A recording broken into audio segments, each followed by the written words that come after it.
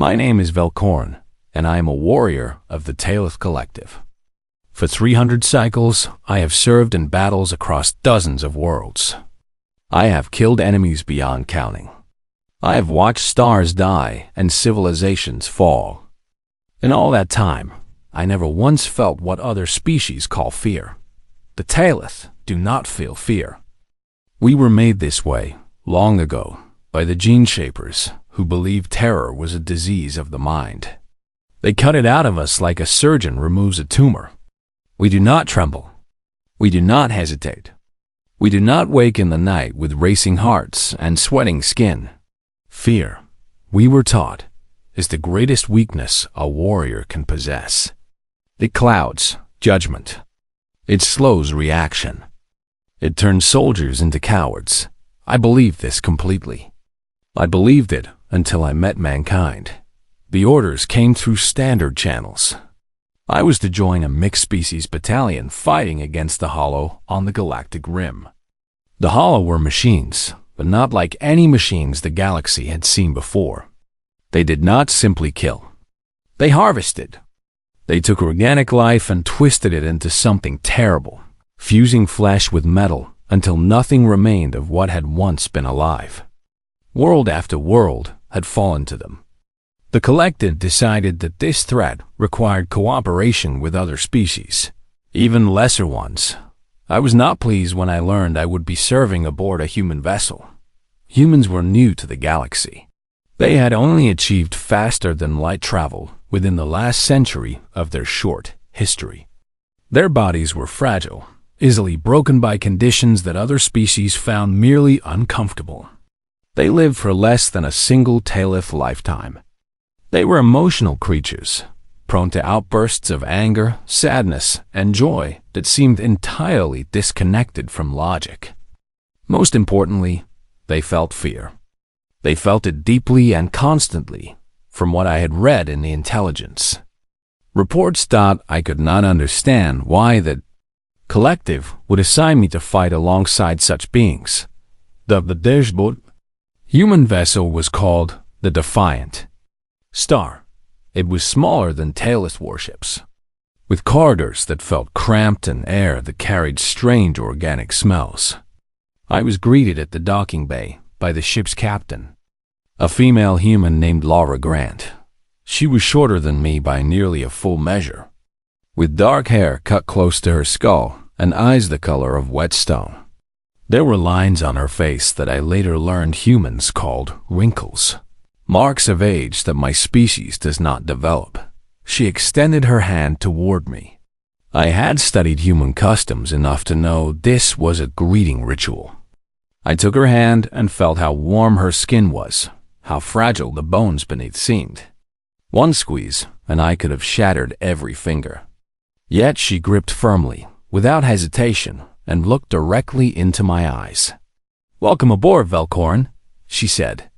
I've read your file. Impressive record. We're glad to have you. I found her directness unusual. Most species approach the Taelith with obvious nervousness, aware of our reputation. This human showed no such hesitation. "I am here to serve the mission," I replied. Nothing more. She smiled at this, though I did not understand why. "That's all any of us are here for. Let me introduce you to your squad." The forward assault team consisted of 12 soldiers. 10 were human and 2 were Taelith like myself. I knew the other Taelith, a younger warrior named Kethver, who had served under me before. The humans were strangers, and I did not expect to learn much about them.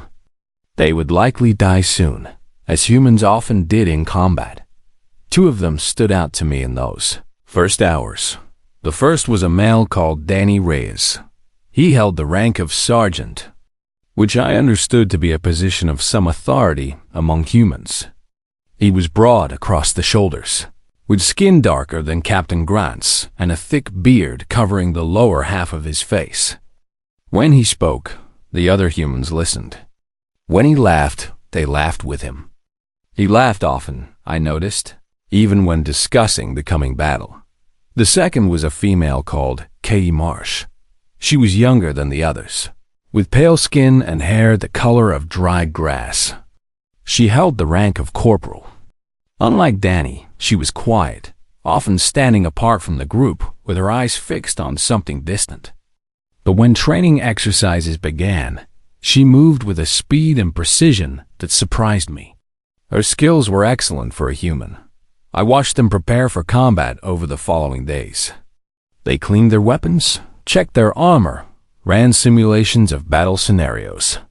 All of this was normal, expected behavior for soldiers. But there were other behaviors I did not understand. Danny spent hours looking at a small device that displayed images of other humans.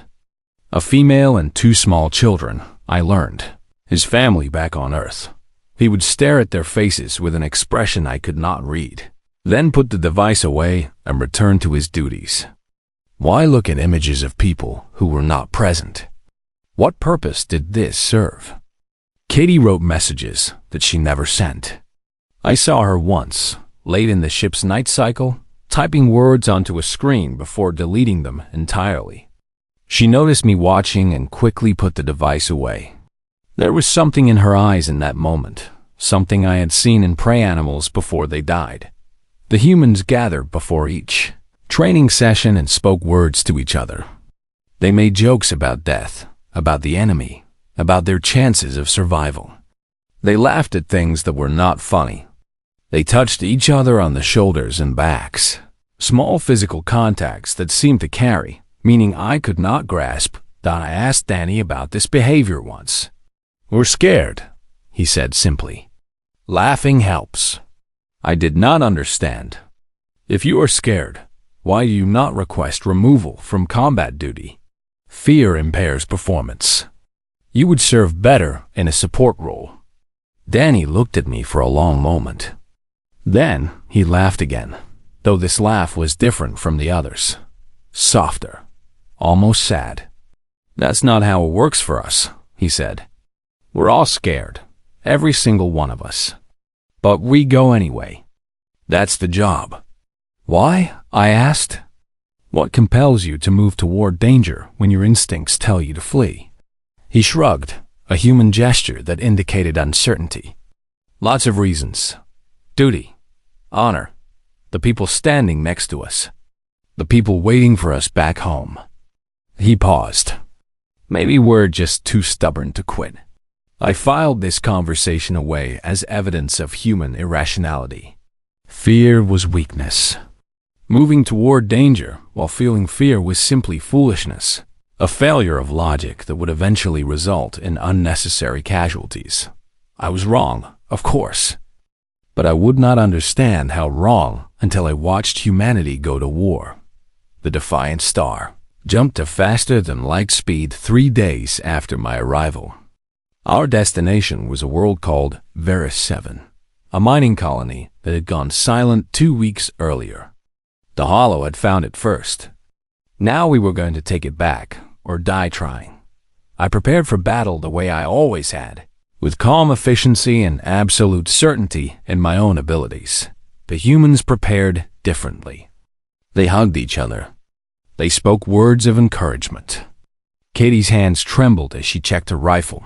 And then, when the dropships launched toward the planet below, they went anyway. I still did not understand, but I was beginning to wonder if perhaps there was something about humanity that the Tailith had missed. Veris 7 was burning when we arrived. The colony had once been home to 15,000 workers and their families, people who had come to this distant rock to mine rare minerals and build new lives. Now smoke rose from shattered buildings, and the streets were empty except for the things that walked through them. The Hollow were worse than the reports had described. I had fought many enemies in my long career. I had faced creatures of fang and claw, soldiers armed with weapons that could melt steel, and machines built only for destruction. None of them had prepared me for what the Hollow created. They did not simply kill. They transformed. The machines took organic beings and remade them, fusing metal with flesh until the original creature was gone entirely. What remained was something that walked on legs that had once been human, that reached with hands that had once held children, that screamed with voices that had once spoken words of love. The Hollow turned people into weapons, and they used those weapons against the people who had known them. Our dropship landed in the eastern district of the main settlement. The assault team deployed quickly, spreading out to secure the landing zone. I moved with Kethfer on the left flank, our weapons raised and ready. The humans took the center and right, Danny leading them with quiet hand signals that they all seemed to understand. The first Hollow units found us within minutes. They came around a corner in a wave of twisted metal and stolen flesh. I counted 12 of them, each one different from the others, each one wearing the remains of someone who had once lived here. My weapon fired automatically, precise shots that struck weak points in their mechanical components. 3 fell before they had crossed half the distance to our position. Beside me, Kethfer performed equally well. We were Taelith. This was what we were made for. But then I heard something I did not expect. I heard the humans screaming, not screaming in pain or death, screaming in rage. Danny Reyes charged forward, his weapon blazing, his voice rising in a sound that seemed too large for his human body. Katie Marsh was beside him, her earlier trembling gone, replaced by a focused intensity that transformed her face into something hard and sharp. The other humans followed, firing and moving and shouting words I could not understand. One of the Hollow units broke through the line. It moved faster than the others, its legs a blur of metal and bone. It struck one of the human soldiers, a young male whose name I had not learned, and sent him crashing to the ground. The creature raised its arm, where a blade had replaced what had once been a hand, and prepared to strike the killing blow. Danny hit it from the side. He did not have time to fire his weapon, so he used his body instead, driving his shoulder into the machine and knocking it off balance. The creature turned on him, faster than any human could dodge. Its blade came down. Katie's shot took it through what had once been a head. The machine collapsed, twitching, and went still. Danny was bleeding from a wound on his arm. The blade had caught him, cutting through his armor and into the flesh beneath. He looked down at it, then looked up at Katie and smiled. "Nice shot," he said. "You're an idiot," she replied. But she was smiling too. I did not understand this exchange. Danny had nearly died. This was not a matter for smiling. The battle continued for another hour. We pushed through the eastern district, clearing building after building, destroying every Hollow unit we encountered. The humans took casualties. 3 of them were wounded badly enough to require evacuation. One died, a female named Corporal Wendy Nash, when a Hollow unit pulled her through a window and did something to her that made the other humans look away. I expected the death to slow them down. I expected the fear to finally take hold, to freeze them in place the way logic suggested it should. Instead, they fought harder. Danny led a charge into the building where Nash had died. He killed 7 Hollow units by himself, firing until his weapon ran empty and then using his knife. Katie held a doorway alone while the wounded were evacuated, facing a stream of enemies that seemed endless. A soldier named Private Chris Palmer ran through open ground, fully exposed to enemy fire, to recover the body of his fallen friend. He was hit twice and kept running. I had never seen anything like it. When the battle finally ended, I stood among the ruins of what had once been a school. Human children had learned here, I realized. They had sat at these desks and played in this yard and dreamed of futures they would never see. The Hollow had taken all of that. They had taken everything. Danny sat nearby, a medic wrapping his wounded arm. His hands were shaking. I could see it clearly, the trembling that humans could not hide. His body was telling him to run, to flee, to find safety. Every instinct he possessed was screaming at him to escape. He noticed me watching. "Pretty rough day," he said. His voice was steady, even if his hands were not. "You fought well," I told him. "All of you. Better than I expected." Thanks. I think," he paused. "You don't feel any of this, do you?" "The fear?" "No. The Tailith were designed without that capacity." Danny nodded slowly. "Must be nice." I considered this. It is efficient. Fear serves no purpose in combat. It only weakens the soldier. Maybe. He flexed his injured arm, wincing at the pain. "But you know what fear gives us? It gives us something to push against. When I'm scared, I know the stakes are real. I know that what I'm doing matters. And when I do it anyway," he shrugged, "that means something. At least to me." I did not respond. I did not know what to say. Katie approached us, her face pale with exhaustion. She had been crying, I realized. There were wet tracks on her cheeks that she made no attempt to hide. "Wendy's body is secured," she said. "Ready for transport." Danny stood. His hands had stopped shaking. Good. She deserves to go home. They walked away together, two fragile humans who had faced horrors that would break most species in the galaxy. They had felt every moment of terror that those horrors produced. And they had kept fighting anyway. I began to write my first report to the Tailith Collective that night. "The humans feel fear," I wrote. "This is undeniable. Their bodies react to danger with all the symptoms we associate with lesser species. Elevated heart rate, increased respiration, trembling limbs, chemical signals in their blood that indicate extreme stress." I paused, considering my next words carefully. But they do not allow this fear to control them. They acknowledge it, accept it, and then choose to act despite it. I have watched a human charge into certain death to save a wounded comrade. I have watched them fight through injuries that would incapacitate a Tailith. I have watched them weep for their fallen, and then pick up their weapons to fight again. I do not yet understand how they do this. But I am beginning to suspect that we have underestimated humanity. Fear may not be the weakness we believed it to be. In human hands, it appears to be something else entirely. I will continue to observe and report. I saved the file and stared at the screen for a long time. Outside, I could hear the humans talking quietly among themselves. Someone was laughing. Someone else was crying. They made no distinction between these emotions, holding both at the same time as if this were the most natural thing in the world. Perhaps it was. Perhaps this was what it meant to be human.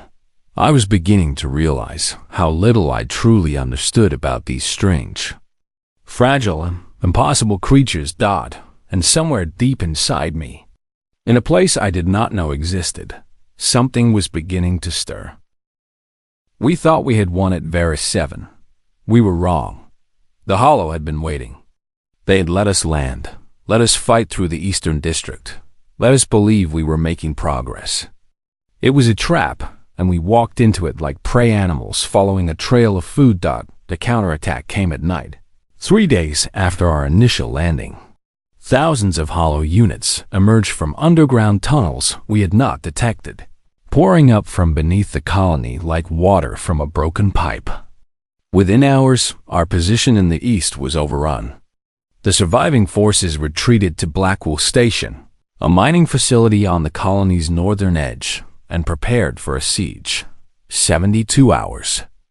That was how long we needed to hold. Reinforcements were coming, but the nearest friendly fleet was 3 days away. We had limited ammunition, limited medical supplies, and a perimeter that was too large to defend properly with our remaining numbers. Captain Lavra Grant gathered the officers in what had once been the station's command center. Maps covered the walls, showing the positions of enemy forces that surrounded us on all sides. The numbers were not good. "We hold," she said simply. "Whatever it takes, however long it takes, we hold this station until relief arrives." No one argued. No one suggested retreat or surrender. The humans simply nodded and returned to their duties, as if defending an impossible position against overwhelming odds was just another task to be completed. I watched them work through that first night. They built barriers from mining equipment and scrap metal. They rationed ammunition with careful precision, counting every bullet as if it were made of gold. They took shifts sleeping, 4 hours at a time, while others stood watch on the walls. Kethfer came to me during the second night. He was troubled, I could tell. His movements were slower than usual, his eyes unfocused in ways I had never seen before. "Something is wrong with me," he said. "I do not understand what I am experiencing." I examined him and found nothing physically damaged. "Describe your symptoms." "My thoughts will not organize properly. I find myself dwelling on scenarios that have not occurred. I calculate our probability of survival and cannot stop calculating it. The numbers repeat in my mind constantly." I recognized what he was describing. I had read about it in psychological reports from other species. Kethfer was experiencing anxiety, a form of fear that focused on future dangers rather than present ones. It was something the Taelith were not supposed to feel. "Rest," I told him. "Focus on the immediate task before you. Do not think beyond the next hour." But Kethfer was not the only one affected. 2 other Taelith in the battalion showed similar symptoms. One of them, a younger warrior named Vethril, eventually stopped responding entirely. He sat against a wall with empty eyes, his mind overwhelmed by something it had never been designed to process. The humans called it shell shock. They had a name for it because they had seen it before. They knew what to do. Katie Marsh sat with Vethril for 2 hours, talking to him quietly, bringing him water and food he did not eat. She did not know if he could hear her. She stayed anyway. "Why do you help him?" I asked her. "He is not one of your people." She looked at me with those strange human eyes, so small and limited compared to Taelith vision, and yet somehow able to see things I could not. "He's scared," she said. "Maybe for the first time ever. Nobody should go through that alone." I did not understand, but I did not argue. The third day was the worst. The Hollow breached our eastern wall at dawn. They poured through the gap faster than we could respond. Dozens of twisted machines that had once been miners and families and children. Danny led a counterattack that pushed them back, but it cost us. 7 humans died in that single hour. Danny himself took a wound to his leg that left him limping. We sealed the breach with welded metal and prayer. The humans prayed, They spoke words to beings they could not see, asking for help that logic suggested would never come. It seemed pointless to me, and yet there was something in the ritual that steadied them, that gave them strength when strength should have been impossible. The medic, Tyler Brooks, worked for 19 hours without rest. I watched him move from patient to patient, his hands steady even when his body swayed with exhaustion. He had run out of proper medical supplies halfway through the siege. He improvised, using mining equipment to cauterize wounds and torn clothing to make bandages. He saved 11 lives that should have been lost. I asked him how he continued when his body was so clearly failing. "They need me," he said simply, "so I keep going. But your performance must be degraded. You are making errors you would not make if properly rested."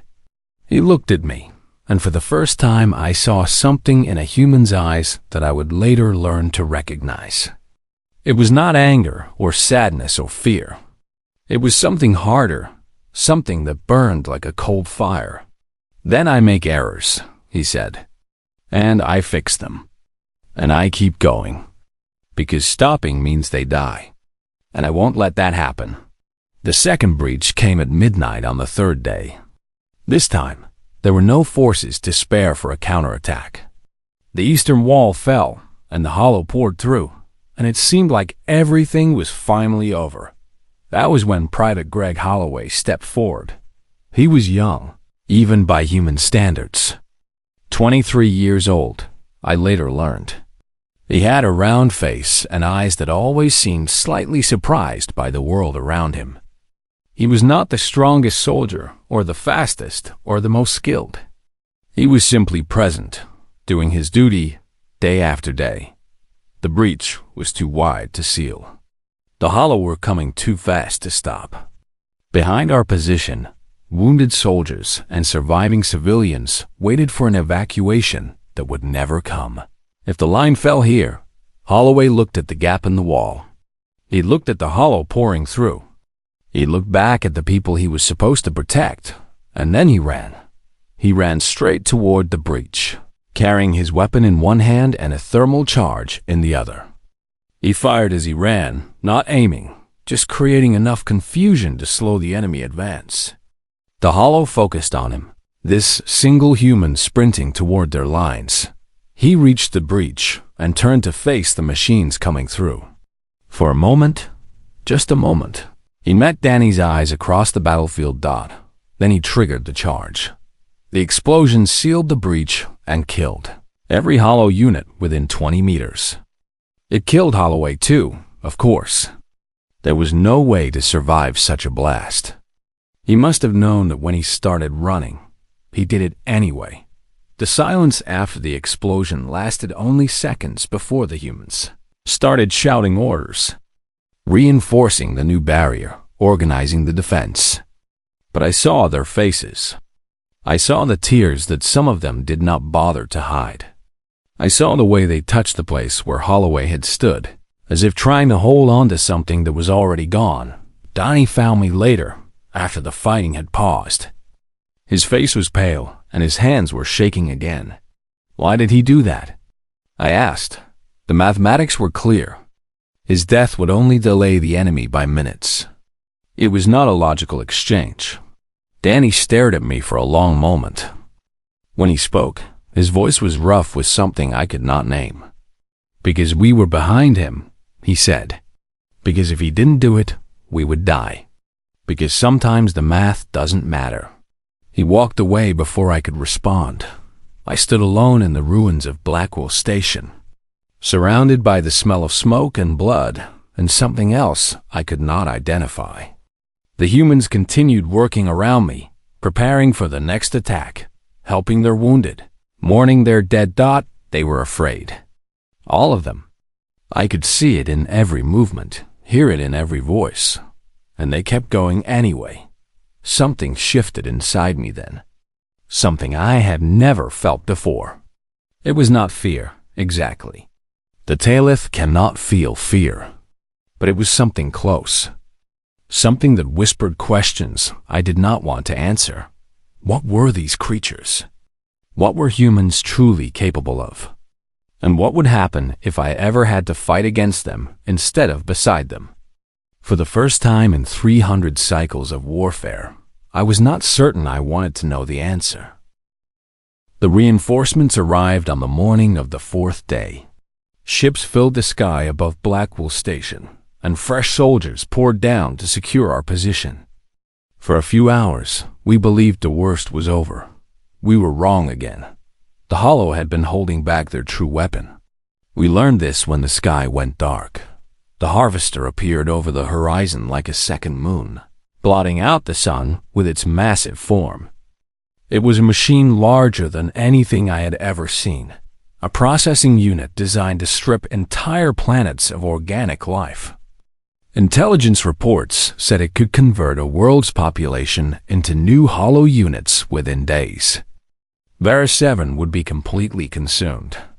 Every human, every Taelith, every living thing would be transformed into the enemy.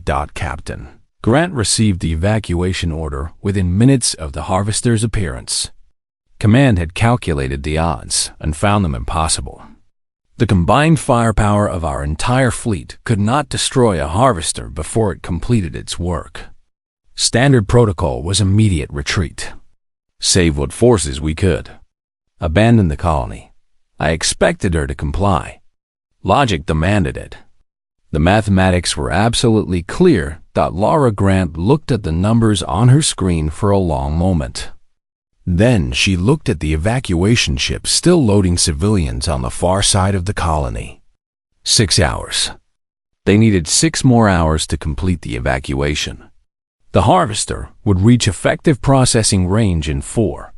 No, she said. Her executive officer stared at her. Captain, the orders are clear. We cannot win this fight. I know. Her voice was calm, almost peaceful. We're not going to win. We're going to buy time. That's suicide. Probably. She stood and walked to the window, watching the massive shadow grow larger on the horizon. Signal all combat-ready personnel. We're going to attack the harvester directly. I stepped forward. Captain Grant, this course of action defies all tactical logic. The harvester's defenses are designed to repel fleet-level assaults. A ground force cannot possibly. She turned to look at me, and I stopped speaking. There was something in her eyes that I had never seen before. Not fear, though I was certain she felt it. Not anger, though that was present too. It was something deeper. Something that seemed to burn from a place beyond physical reality. Later, Danny would tell me what humans called this look. They called it determination. Those are civilians on those evacuation ships, she said quietly. Families, children, people who came to this rock looking for a better life. I'm not leaving them behind because some computer calculated that saving them is inconvenient. You will die, I said. All of you will die, maybe. She smiled, and there was something terrible in that smile. But we're not leaving. The attack plan was insane. There was no other word for it. Katie Marsh would lead a team inside the harvester through its processing intake vents. These were designed to pull in organic matter, which meant they were the only parts of the machine not heavily shielded. Once inside, her team would fight their way to the central processing core and plant explosives. It was a one-way trip. Everyone knew it. Danny Reyes would pilot a damaged shuttle directly into the harvester's primary sensor array. The impact would blind the machine for several minutes, creating a window for Katie's team to reach their target. Danny would have to stay with the shuttle until the last possible second to ensure accurate targeting. The odds of successful ejection were less than 10%. Captain Grant would coordinate the assault from an exposed position on the colony's highest point, directing forces and adapting to changing conditions. She would be visible to every enemy unit on the battlefield. She would be the primary target. I asked for a role in the attack. I was assigned to Katie's infiltration team. We launched at sunset. The sky was orange and red, and the harvester filled half the horizon. I could feel the vibration of its engines through the ground, a constant rumble that seemed to shake the entire world. Katie's hands were trembling as we approached the intake vents. I could see the fear in her eyes, in the set of her jaw, and the way her breath came quick and shallow. Her body was screaming at her to run, to flee, to find safety anywhere but here. She climbed into the vent anyway. Inside the harvester was a nightmare. The walls were lined with organic matter, flesh fused with metal in patterns that hurt to look at. The air smelled of blood and oil. Things moved in the shadows, half-formed creatures that had not yet completed their transformation into full hollow units. We fought through them. Katie led the way, her weapon firing in controlled bursts, her movements precise despite the terror I knew she felt. The team followed her without hesitation. They were all afraid. They all kept moving. Halfway to the core, Danny's shuttle hit the sensor array. The explosion was visible even from inside the machine. The harvester shuddered, its systems disrupted, its defenses momentarily confused. Katie shouted for the team to move faster. We ran. I learned later that Danny did not eject. His shuttle's escape systems had been damaged in an earlier battle. He knew this before he volunteered for the mission. He flew anyway. His last transmission was picked up by Captain Grant's communications team. It contained only 4 words. Tell my family. Thanks. We reached the processing core. It was a vast chamber filled with machinery I could not identify, powered by energy sources that pulsed with stolen life. Katie planted the explosives while the rest of us held the entrance against the hollow units pouring in from every direction. I killed 17 of them before Katie shouted that the charges were set. Timer's running. She called. Everyone out. There was no way out. We all knew it. The path we had taken was now flooded with hollow units. The explosion would consume everything within the core chamber and most of the surrounding structure. Katie looked at me. There were tears on her face, but she was smiling. Hell of a ride, she said. The charges detonated.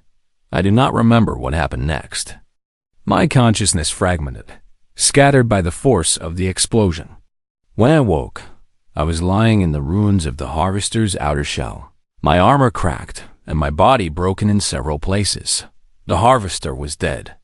Its massive form lay scattered across the colony like the corpse of some ancient beast. Katie's team had succeeded. Katie herself lay nearby. Her armor had protected her from the worst of the blast, but she was badly wounded. She was alive, though. Somehow, impossibly, she was alive. I dragged myself toward her and found her laughing and crying at the same time. In that way humans do when their emotions become too large for their bodies to contain. Did it work? She asked. Did the ships get away? I looked toward the horizon, where the evacuation vessels were completing their final launches. The civilians were safe. The mission had succeeded. Yes, I told her. They are safe. She closed her eyes and kept laughing, or maybe crying. I could not tell the difference anymore. Captain Grant found us an hour later. She was covered in blood, most of it her own. She had taken 2 projectile wounds during the assault and had refused medical treatment until her position was overrun. Even then, she had continued directing forces from a secondary location, while a medic worked on her injuries. She looked at the ruins of the Harvester. She looked at Katie, still alive against all odds. She looked at me. Hell of a day, she said. I did not have words to respond. For the first time in my existence, I did not have words at all. The humans had done the impossible. They had faced certain death and refused to accept it. They had felt terror beyond anything the Tailith could imagine, and they had transformed that terror into fuel for their resistance. I finally understood what Danny had meant when he talked about fear. It was not a weakness. It was weight. It was resistance. It was something to push against, something that made every step forward meaningful. The humans did not fight despite their fear. They fought because of it. Every terrified breath, every trembling hand, every racing heart was proof that what they did mattered. The Tailith had been designed without fear because our creators believed it made us better warriors. They were wrong. I knew that now. I knew it in my broken bones and my scattered thoughts and the strange sensation growing in my chest. The humans had taught me something my creators never could. They had taught me what courage truly meant. The evacuation was complete. The civilians of Vera 7 were safe on transport ships heading toward the inner colonies. The Harvester was destroyed. The hollow forces on the planet had been reduced to scattered units that would be eliminated in the coming days. By every measure, the mission was a success. The cost of that success lay in the makeshift morgue we had established in Blackwell Station's main hangar. 47 bodies. 47 humans who had lived and laughed and loved and feared, now lying silent under white sheets that could not hide the shapes beneath. I walked among them in the quiet hours after the battle. I did not know why. The dead held no meaning for the Tailith. We did not mourn. We did not weep. We recorded casualties in our reports and moved on to the next engagement. But something made me walk among the human dead that night. Something made me stop at each covered form and wonder about the life that had ended there. Danny found me standing over the place. where Greg Holloway's remains had been gathered. There was not much left of him after the explosion. Just fragments. Just pieces of someone who had been whole. You know what he told me? Danny said quietly. The night before he died? I did not respond. I simply listened. He said he was scared. More scared than he'd ever been in his life. He said he couldn't stop thinking about home, about his mom's cooking, about his little sister who was starting college next year. Danny's voice cracked slightly. He said he didn't want to die here. He wanted to go home. And yet he ran toward the breach, I said. He chose death. Yeah. Danny wiped his eyes with the back of his hand. Because we were behind him. Because there are things more important than being afraid. More important than living, even. I considered this for a long moment. I do not understand this aspect of humanity. The Taelith value survival above all else. It is logical. A dead warrior cannot fight future battles. Danny laughed softly, though there was no humor in it. Maybe that's the difference between us. We don't fight because it's logical. We fight because it matters. Because the people beside us matter.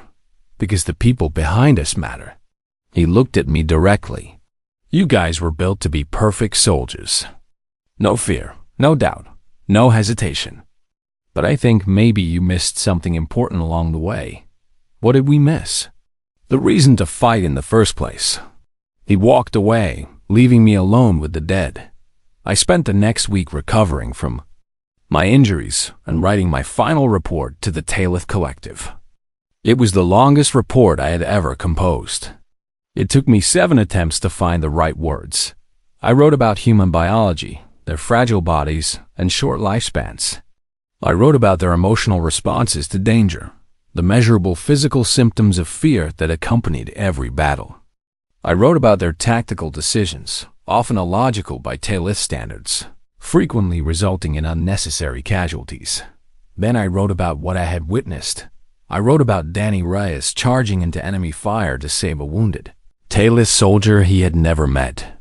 I wrote about Katie Marsh holding a line alone, shaking with terror, refusing to give a single step. I wrote about Tyler Brooks working for 19 hours to save lives, long past the point where his own body should have failed. I wrote about Laura Grant, bleeding and broken, coordinating an attack on an enemy that should have been impossible to defeat.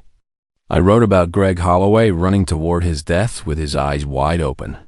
The humans feel fear, I concluded. This is undeniable and measurable.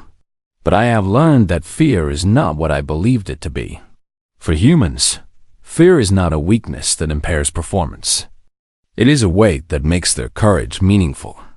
The Taelith were designed without fear because our creators believed it made us stronger. I now understand that they were mistaken. We are not stronger. We are simply different. We face danger without hesitation because we do not feel of self-preservation. We fight without doubt because we have no instincts telling us to flee. But this means we also fight without true bravery. Bravery requires fear. It requires choosing to move forward when everything inside you is screaming to run away. The Taelith cannot be brave because we do not know what we would be overcoming. Humans know, every single one of them, and they move forward anyway. I paused before writing the final section. This was the part that had taken me the longest to compose. This was the part that had kept me awake through the ship's long night. Cycles, staring at the ceiling and remembering Katie's face as she climbed into the harvester's intake vent. I must report an unexpected development.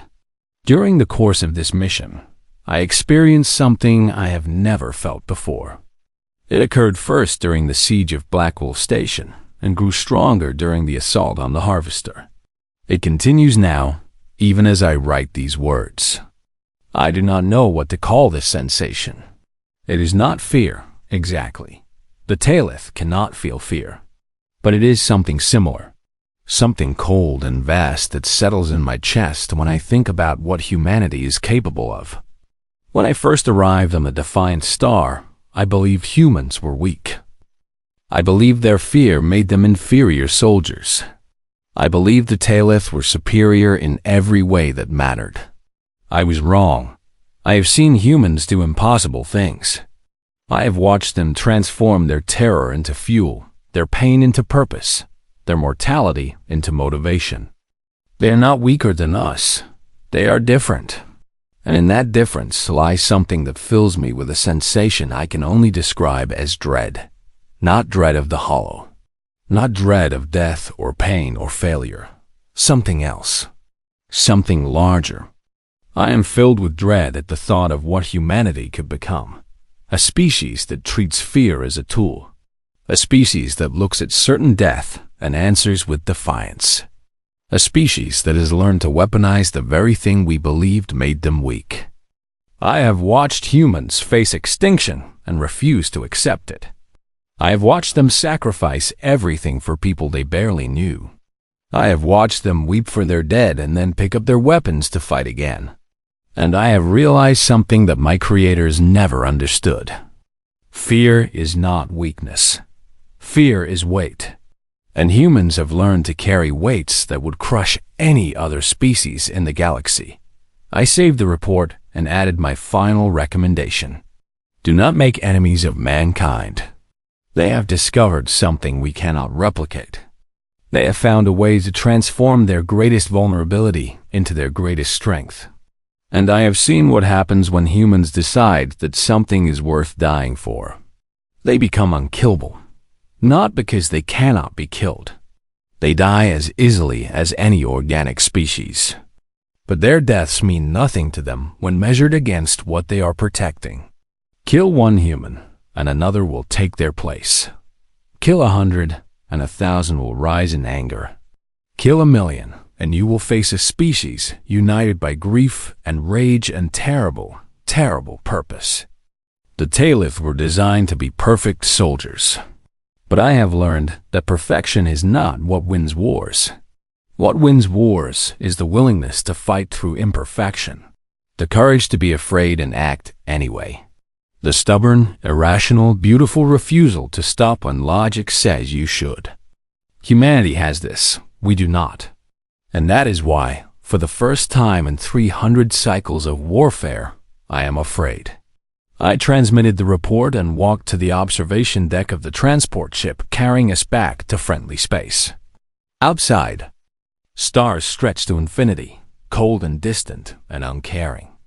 Katie found me there an hour later. Her wounds had mostly healed, though she still moved carefully. She stood beside me in silence for a long while, watching the stars. What happens now? She finally asked. I returned to the collective. You return to your forces. The war continues. Will we fight together again? I considered the question. I do not know, but I hope so. She smiled at this, that strange human expression that could mean so many things. You know, for a guy with no emotions, you're not half bad. I have emotions, I replied. They are simply different from yours. Different how? I thought about how to explain it. About the cold sensation in my chest. About the way my thoughts kept returning to Holloway's sacrifice, to Danny's words, to the look in Lara Grant's eyes when she refused to retreat. I feel something when I think about humanity, I said finally. I do not have a word for it in my language, but I believe your species would call it respect, and perhaps something else, something deeper. What? I looked at her. This small, fragile human who had walked into certain death and somehow walked out again. This creature who trembled before every battle and fought anyway. This impossible being who carried fear like a weapon and wielded it against enemies that should have destroyed her. Hope, I said. I think I feel hope. Kitty laughed, bright and clear in the quiet of the observation deck. That's the most human thing I've ever heard a Taelith say. Perhaps it was. Perhaps that was exactly the point. I had come to fight alongside humanity believing they were weak. I had learned instead that they were strong in ways my species could not comprehend. They had taught me about fear and courage and the strange alchemy that transformed one into the other, and they had given me something I never expected. They had given me dread. Beautiful, terrible, wonderful dread at what they might become. I hoped I would live long enough to see it,